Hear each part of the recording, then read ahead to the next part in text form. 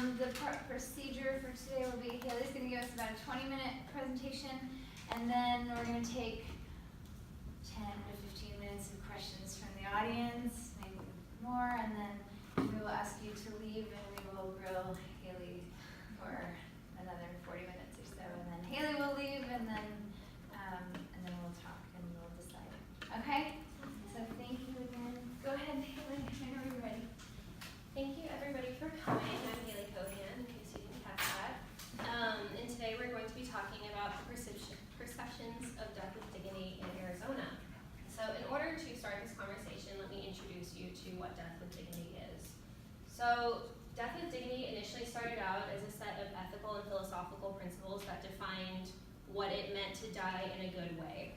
And so this can be extremely variable depending on who is doing the dying process and who is doing the defining process. And a dignified death is different for everybody who is experiencing the death process.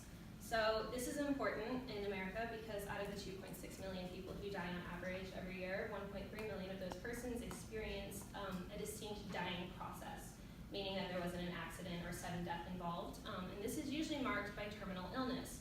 So terminal illness is when a patient is given a 6-month or less prognosis to live, and their condition at that stage is not curable with modern medicine. And so patients with terminal illness often suffer a lot of pain at the end of their life, and they also lose a lot of their autonomy or their ability to take care of themselves, and their death process is usually prolonged, meaning that they have a decline of physical health and emotional wellness that can take anywhere from a matter of weeks to a matter of months.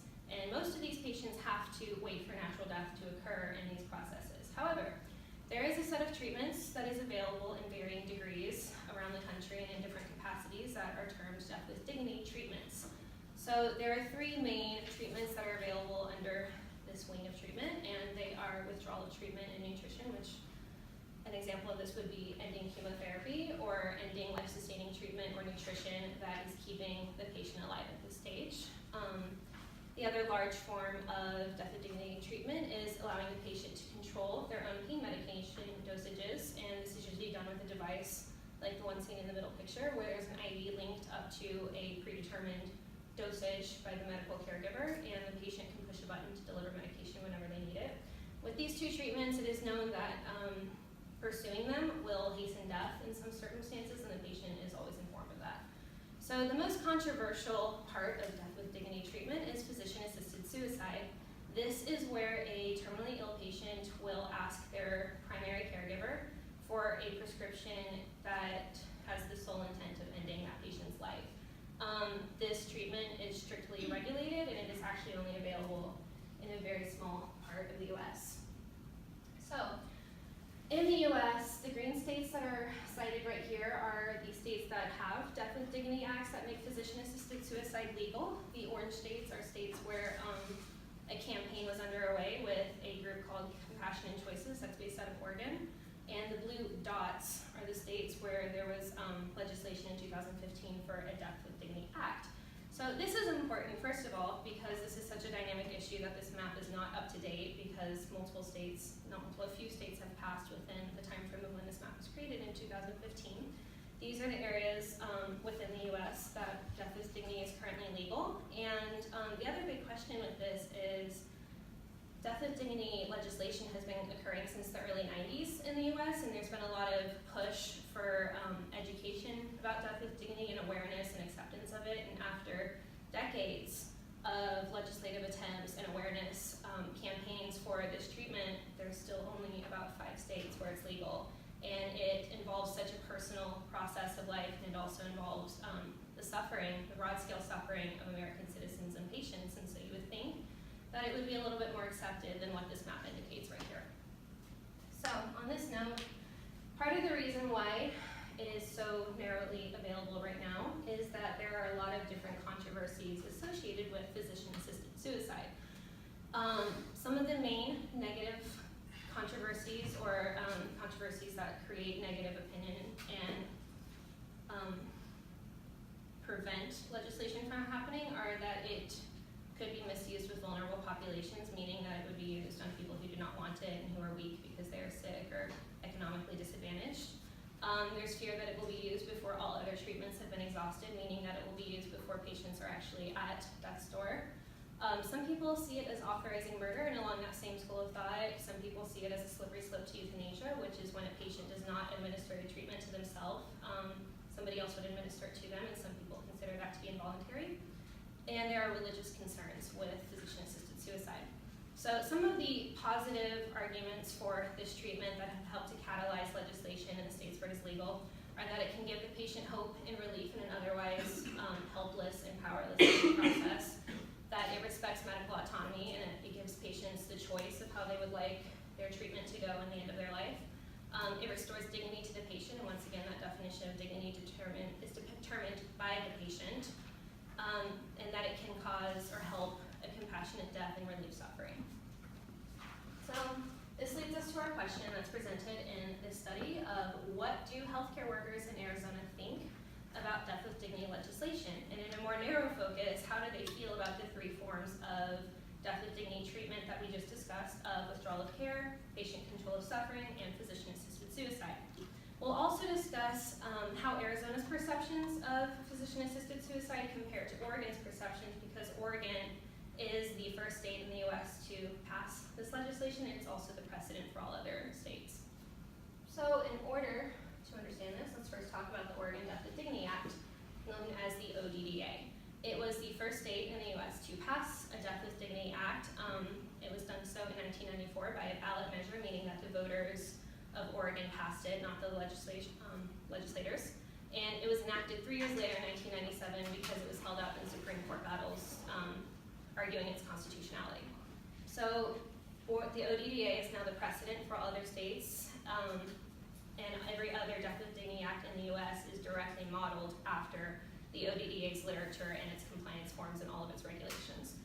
And within the 20-ish years that this act has been available by multiple metric systems, it has been a success, and it's been used the way that it was intended.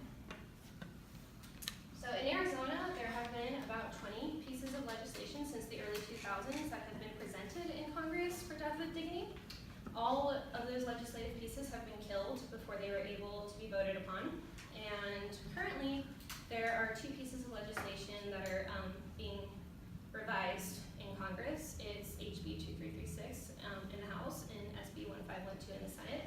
The only difference between these 2 pieces of legislation is that SB 1512 is more condensed, and there are stricter punishments denoted in that one for people who don't comply with the forms and regulations. So let me introduce you to the Health and Human Service Committee. This committee their mission is to protect, loosely, family values and medical values and the moral standing of Arizona citizens. And this committee gets to decide on whether or not bills make it to the floor to be voted on of certain nature, and death with dignity bills fall under this committee's jurisdiction, and they've killed every single bill that's come through so far, so our representatives actually haven't had an opportunity to vote on a bill yet because this committee has not allowed it through. So in 2015, a group called the Rocky Mountain Poll Group did a study on Arizona voters, and they found that 56% of Arizonans support death with dignity legislation and would vote for it. And broken down, they found that people who align with the Democratic Party in this population, 72% supported it, and people who aligned with the Republican population in this study, 43% supported it. So there is definitely a divide among party lines for death with dignity support. And this leads us to the methods for this question. So it's important to note that a literature review was conducted because a model study was used from Oregon from 1999 on healthcare workers' perceptions of death with dignity 2 years after it was passed. And that study was used to create some of the survey questions that will be presented in a little bit in order to identify the differences and similarities between the Oregon and Arizona responses in order to determine how much progress Arizona has made towards meeting the attitude necessary to create legislation. So this literature review was used to create a survey. This survey was distributed to healthcare workers and to an ethics committee, and it covered both medical and ethical questions about death with dignity, and it was used to identify perceptions that are important about death with dignity briefly about the survey questions that are important for this study. A series of the questions asked if the participant had ever encountered a patient requesting one of the death with dignity treatments that we just discussed, and if the participant would allow that patient to pursue that treatment or aid them in that treatment if it were legal. Another question asked the participants to rate how much each of a series of factors with physician-assisted suicide or the treatment associated with death with dignity. They asked how much those factors affected their attitude towards death with dignity on a scale of not at all, slightly, moderately, and very influential. And then this question asked them to rate factors in the same manner, but these factors pertain to terminal illness or the disease associated with death with dignity treatments. And once again, they wanted to know how much those factors influence, or we wanted to know, sorry, how much those factors influence our participants' attitude, either not at all, slightly, moderately, and very much so. Final question was, would our participants vote to legalize physician-assisted suicide in Arizona if it were on a ballot? The results of this study indicate that when asked, would you write a prescription for medication whose sole purpose is to end the patient's life, 24% of participants said that they would never write that prescription, and 76% of participants said that they would write that prescription under some circumstances. 0% of our participants said that they would write that prescription always. And this differs from some of the participants said that they would always write that prescription for the other treatments available. So on this chart, I want you to pay attention first off to the purple sections. Each of these different pies represents a different factor that was presented in the study. There are 11 factors for physician-assisted suicide perceptions that influence attitude. It was found that the most important factors that influence attitude when considering physician-assisted suicide as a treatment are that right here and right here, hospice is a better option than suicide for the terminally ill, and that physician-assisted suicide may be misused with disadvantaged persons. The blue fields indicate issues that were not as important to participants in this study, and briefly, it was not important to them that whether or not the terminally ill were mentally able to choose physician-assisted suicide, and it was not important that physician-assisted suicide could divert resources from supportive care rather than suicide, and they also said it was not important to consider that there is no such thing as a dignified death. This next question has the same scale of focusing on the purple factors first and foremost. This question was pertaining to terminal illness factors, not physician-assisted suicide factors, so it focused on the people who were being treated rather than just the treatment. And there were 9 factors presented in this study, and it was found that the most important terminal illness factors to the participants were the patient's pain, namely how much pain can be alleviated at the end of life and how much pain is expected to be experienced in the end of life. Those were 2 separate factors. And it was also important for our participants to consider the expected quality of life of the patient and the patient's right to autonomy with their medical care. So in this study, 100% of our participants who chose to answer this question stated that they would vote to legalize death with dignity if it were on a ballot in Arizona. Let's talk about why all of this matters. So these next 2 slides are going to discuss the statistically significant similarities and differences between the Oregon data from 1999 and the Arizona data from this study. And both of these studies work with healthcare workers once again.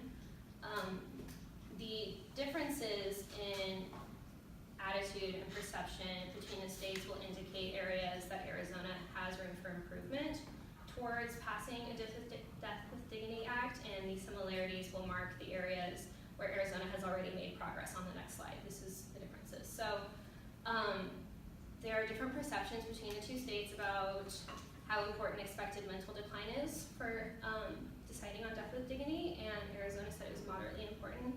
Once again, purple. Oregon said it was very important. The next one is that patients' wishes are more important than families' wishes, and if they differ. Arizona said that this was slightly important, and Oregon said that this was very important. That's